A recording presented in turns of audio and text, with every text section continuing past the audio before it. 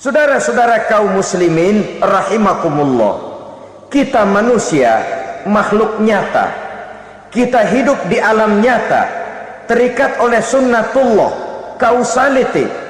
Oleh karenanya bagi kita keyakinan yang penuh, keikhlasan di dalam bertuhankan Allah, penyerahan diri sepenuhnya hanya kepadanya, itu sudah merupakan obat penangkal yang sangat ampuh agar kita tidak terkena penyakit-penyakit yang dibuat oleh setan dan para pembantunya.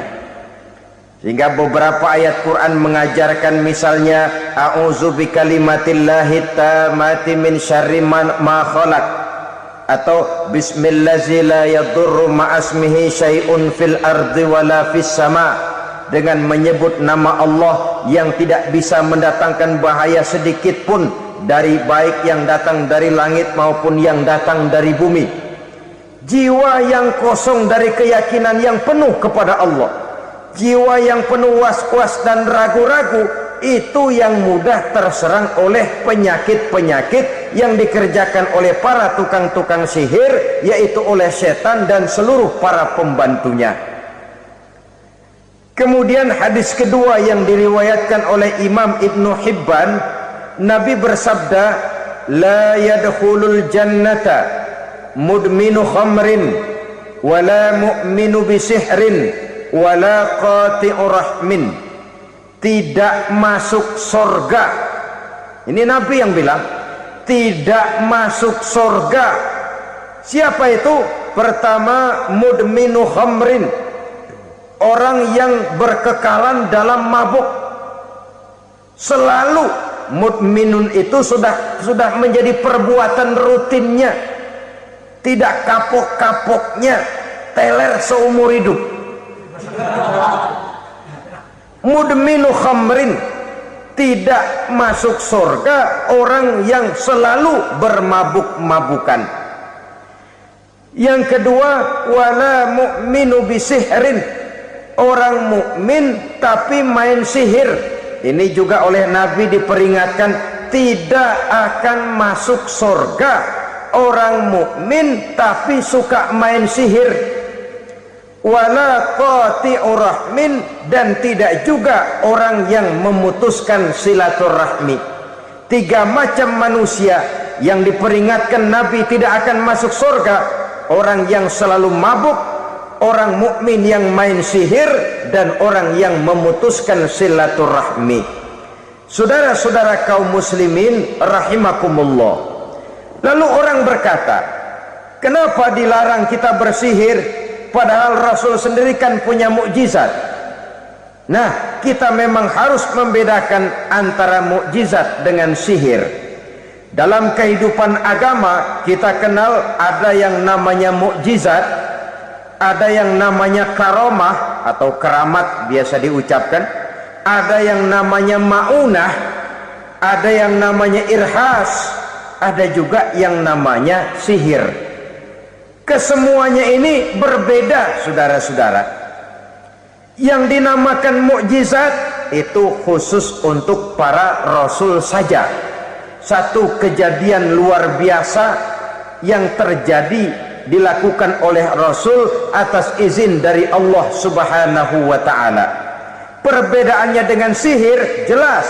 Sihir dari setan, mukjizat dari Allah. Sihir bisa dipelajari, mukjizat tidak. Sihir umumnya untuk maksud-maksud yang tidak baik, sedangkan mukjizat untuk memperkuat kebenaran yang disampaikan oleh para rasul dan ditentang oleh umatnya. Bahkan kafir Quraisy dahulu menganggap orang-orang ahli sihir itu berada dalam satu posisi yang hina, sehingga mereka mengatakan dan menuduh Nabi Muhammad sebagai tukang sihir. Tuduhan sebagai tukang sihir adalah tuduhan yang sangat aib dan hina. Di tengah masyarakat kufar jahiliyah, kedudukan tukang sihir dipandang sebagai kedudukan yang hina, sehingga mereka mengejek Nabi dengan sebutan tukang sihir. Jadi mukjizat hanya untuk Rasul saja. Kemudian karomah. Karomah ini asal kata dari karomah, kehormatan, kemuliaan yang diberikan Allah kepada hamba-hambanya yang rajin mendekatkan diri kepadanya. Oleh karena ketekunannya melaksanakan ibadah, Allah memberikan keistimewaan kepada orang itu yang dengan keistimewaannya dia bisa mengerjakan yang tidak bisa dikerjakan oleh orang lain. Karomah hanya bisa dicapai dengan prestasi ibadah. Kalau sihir mau ibadah apa enggak, asal dia belajar bersatu dan berteman dengan setan, memenuhi persyaratan-persyaratan setan, biasanya lalu bisa. Sedangkan karomah tidak mungkin terwujud tanpa orang mendekatkan diri sedekat-dekatnya kepada Allah Subhanahu wa ta'ala. Maka kita lihat biasanya orang-orang yang punya ilmu sihir mukanya rata-rata nggak enak dilihat, kumuh, jauh dari air wudhu, jauh dari sujud kepada Allah, malah berteman dengan setan, menjadi pelayan-pelayannya setan. Saudara-saudara, adapun maunah, keistimewaan yang diberikan Allah kepada hamba-hambanya yang belum sampai kepada tingkat wali, tapi orang itu lebih banyak kebaikannya daripada kesalahannya. Umpamanya saudara jalan bertiga di pinggir jalan, saudara ada pada posisi di tengah, lalu bertiga ini ketabrak mobil. Menurut perhitungan saudara mati lebih dahulu, tapi terjadi hal yang aneh, dua teman saudara mati, saudara malah cuma luka dan lecet sedikit saja. Apa itu? Kalau kita lebih banyak kebaikannya daripada kesalahannya, itu yang dinamakan maunah, pertolongan yang diberikan Allah kepada hamba-hambanya yang lebih banyak kebaikannya daripada kesalahannya. Sedangkan yang dinamakan irhas, kejadian luar biasa pada diri seseorang pada waktu dia masih kecil, yang menunjukkan tanda-tanda keistimewaannya. Itu umumnya pada para nabi pada usia kecilnya sudah ada irhas, tanda-tanda istimewa. Jelas baik mukjizat, karomah, maunah maupun irhas berbeda dengan sihir. Sihir ini jelas saja merupakan bantuan dan persekutuan antara manusia dengan setan. Padahal setan, kata Allah dalam Al-Quran, innahu lakum aduwwum mubin, sesungguhnya setan bagi kamu adalah musuh yang sangat jelas. Saudara-saudara kaum muslimin rahimakumullah, di zaman sekarang dalam menghadapi beban kehidupan yang makin pelik, menghadapi stres yang tidak kunjung selesai, menghadapi persoalan-persoalan yang teramat berat, orang sering mencari jalan keluar kepada hal-hal yang menurut pendapatnya bisa meringankan beban moralnya itu. Pergilah dia mencari sesuatu yang dapat meringankan bebannya, dan tidak jarang yang jatuh ke pangkuan tukang-tukang tenung, ke pangkuan tukang-tukang sihir, yang mereka itu oleh Quran dijelaskan kazabal munajjimun walau sodaku. Tukang-tukang tenung, tukang-tukang sihir, mereka itu bohong walaupun benar. Maksudnya bohong walaupun benar, artinya kalau yang mereka kerjakan benar, itu sih kebenaran. Benar dengan kebenaran itu lain. Kebenaran, kebetulan bisa, tapi tidak untuk selalu. Apalagi kalau itu sudah membahayakan kehidupan orang lain. Jadi oleh karena itu Nabi berpesan, jauhilah daripada sihir. Kalau sudah jauhilah dari sihir, artinya ya jauhilah daripada mempelajarinya, jauhilah daripada bergaul dengan orang-orang yang ahli di bidang itu, karena dari pergaulan segalanya bisa menular. Baiklah saudara, ini yang kedua. Yang ketiga pesan Nabi, wa qatlan nafsil lati harramallahu illa bil haq. membunuh orang lain dengan cara yang tidak benar, membunuh orang yang diharamkan oleh Allah Subhanahu wa taala untuk melakukannya kecuali dengan alasan yang benar. Kita tahu Islam adalah agama damai. Sesuai dengan namanya, ia tidak dikembangkan dengan pedang dan kekerasan. Ia dikembangkan dengan keteladanan dan tuntunan moral. Oleh karena Islam bukan agama kekerasan, Islam pun tidak mementingkan dan mengajarkan kekerasan kecuali dengan alasan yang benar dan bisa dipertanggungjawabkan. Membunuh dengan sengaja, menghilangkan nyawa orang lain tanpa alasan yang bisa dibenarkan adalah merupakan dosa besar dan satu di antara 7 perkara yang bisa mendatangkan kerusakan dalam kehidupan dan yang hendaknya harus kita jauhi. Saudara-saudara kaum muslimin rahimakumullah, beberapa waktu yang lalu di sebuah kota kecil yang indah bernama New Auckland. Saudara tahu New Auckland? Itu dari Gunung Kidul masih ngidul lagi. Pernah diadakan satu seminar yang membicarakan bagaimana menyelamatkan masyarakat manusia dari bahaya Perang Dunia Ketiga. Diperkirakan kalau terjadi Perang Dunia Ketiga, manusia tidak akan tersisa. Sebab apa?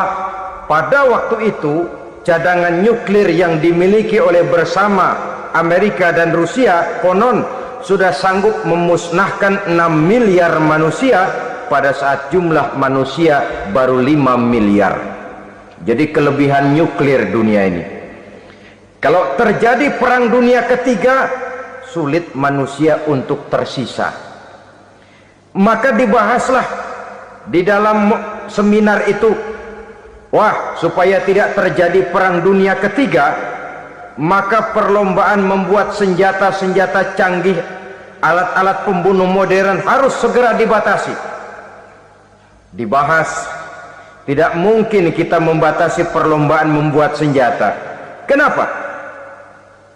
Makin maju ilmu dan teknologi, makin canggih senjata yang ditemukan. Atom sudah meningkat menjadi nuklir, nuklir sudah meningkat menjadi neutron, dan kita tahu bom yang bernama neutron ini bom yang cukup membunuh tanpa perlu merusak. Artinya kalau dia diledakkan di kota kita ini, bangunan utuh, jembatan tidak ambruk, rumah-rumah tetap berdiri, tapi semua yang bernama hidup mati. Itu katanya lebih sopan dari bom atom. Sebab kalau si atom ini sudah membunuh, merusak pula. Neutron cukup membunuh saja tanpa perlu merusak. Jadi majunya senjata-senjata teknologi sebagai akibat yang logis dari kemajuan ilmu pengetahuan ini tidak bisa kita batasi. Dan memang sebenarnya yang bahaya bukan senjatanya, tapi manusia yang mengendalikan senjata itu. Mereka kembali kepada prinsip the man behind the gun. Bukan senjatanya yang bahaya, tapi manusia yang mengendalikan senjata itu yang bahaya. Walaupun senjatanya modern, katakanlah model M16 umpamanya, kalau yang mengendalikannya orang beriman, insya Allah aman. Tapi biar megang cuma senapan angin, kalau yang megang orang brutal, ngeri kita deket-deket. Apalagi kalau memang bukan ahlinya menggunakan senjata, bisa ngeker kaki kena jidat.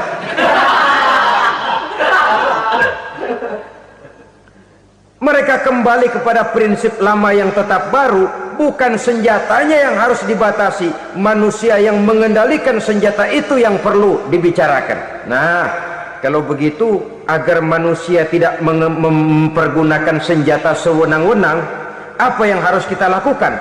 Ya, manusianya harus bermoral. Ya, tapi moral yang mana? Di dunia ini banyak ajaran tentang moral. Itu pun mudah saja. di sini kan kita undang saja ahli dari berbagai agama untuk membicarakan konsep perdamaian menurut agamanya masing-masing. Baik, setuju itu, setuju. Maka tampillah para ahli agama, mereka kembali kepada prinsip moral daripada konsep yang terkandung di dalam ajaran agama untuk menegakkan perdamaian. Mula-mula naiklah ahli dari agama Hindu, dibacakan konsep perdamaian menurut ajaran agama Hindu, bahwa untuk damai manusia harus meninggalkan nafsu keduniaannya, menempuh samsara dan sebagainya untuk mencapai nirwana, menjauhi kemegahan dan kemewahan dunia. Ini lalu dibahas, rasanya juga tidak mungkin ini. Kemudian dari agama Nasrani, bahwa untuk damai manusia harus menciptakan sifat kasih sayang. Kalau ditampar pipi kiri, berikan pipi yang kanan. Kalau diberikan selendang, berikan baju. Nanti orang kasihan, lalu dia tidak akan nampar lagi. Ketika ini dibahas, ternyata rasanya pun tidak mungkin bisa diterima. Karena apa? Di zaman sekarang orang ditampar pipi kiri, dikasih pipi kanan. Bukan kasihan, gemes. Damai belum tentu, bonyok udah jelas. Lalu ketika dibacakan konsep perdamaian menurut Quran, di mana disampaikan ayat wa jazaa'u sayyi'atin sayyi'atun misluha faman afa wa aslaha fa ajruhu 'ala Allah. Balasan terhadap satu kejahatan adalah kejahatan yang seimbang, tetapi barang siapa yang memberi maaf dan mencari jalan damai, itulah yang terbaik dan akan mendapat pahala dari Allah Subhanahu wa ta'ala. Kamu tidak salah ditampar pipi kirimu, tampar lagi pipi kirinya sekeras dia menampar pipi kirimu. Nanti orang tidak mau menampar kita karena dia tahu kalau dia tampar kita, dia akan menderita tamparan sekeras dia menampar kita. Akan terjadilah prinsip saling hormat menghormati, tidak saling ganggu, tidak saling usil, tidak saling jahil. Atas dasar ini perdamaian bisa ditegakkan. Mereka bisa menerima konsep ini, tapi kemudian seminar ditutup tanpa satu keputusan resmi. Kenapa? Terus terang mereka kagum dengan konsep Islam, tapi sentimen lama terhadap nilai-nilai Islam telah menutup mata mereka untuk menerima kebenaran dari ajaran Al-Quranul Karim. Saudara-saudara kaum muslimin rahimakumullah, kembali kita kepada persoalan pokok. Roh adalah dari Allah, dia akan kembali kepada Allah, milik mutlak dari Allah. Tidak pantas kita merampasnya dari orang lain.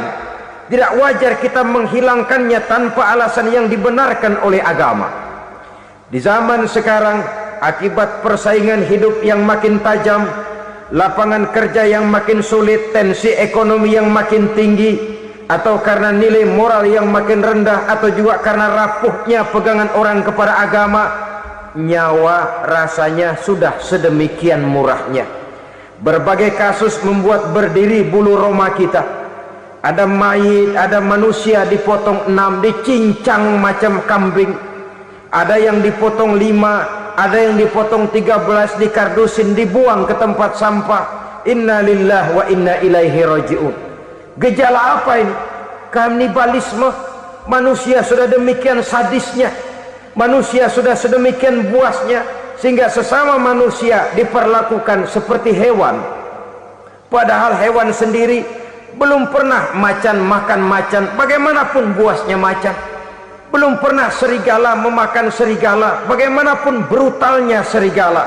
Tetapi manusia makan manusia di zaman sekarang kadang jadi kenyataan dalam kehidupan kita.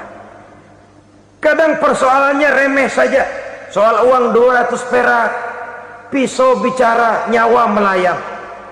Soal rokok sebatang, celurit bicara, nyawa melayang. Soal-soal yang sama sekali tidak prinsip, begitu mudah kita menghilangkan nyawa orang lain. Padahal Nabi pernah memperingatkan, apabila dua orang muslim sudah berkelahi dan berbunuh-bunuhan, al-qatil wal maqtul finnar, yang membunuh dan yang terbunuh dua-duanya neraka.